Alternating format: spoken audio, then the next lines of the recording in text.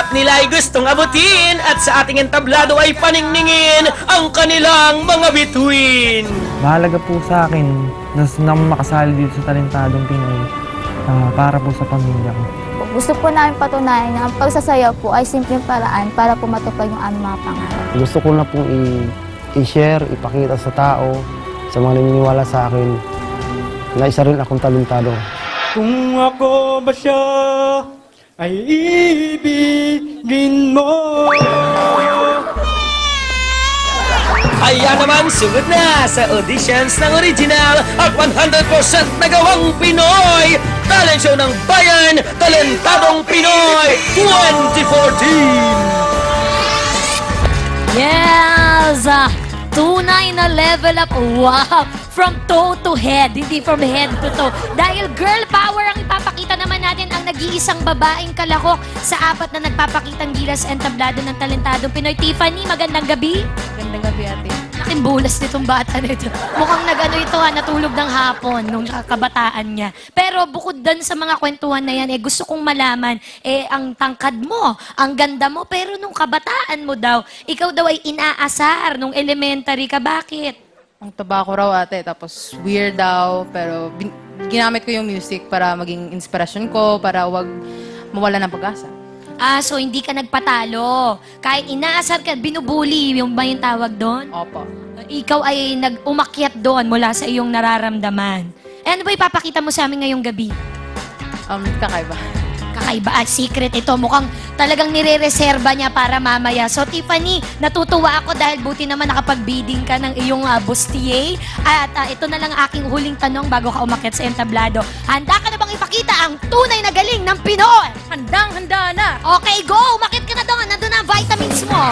Musika ang nagbibigay ng inspirasyon sa ating susunod na kalahok na noon ay parati raw kinukot siya. At musika din ang nagbigay ng daan para mapabuti ang kanyang talento. Narito na ang ating talentadong Pinoy na si Tiffany Joy Galiante, also known as Maddie Beats! Ladies and gentlemen, technology has taken over, and that we have lost appreciation of how amazing the humans are. And now, I'm gonna bring it back. Way back into time.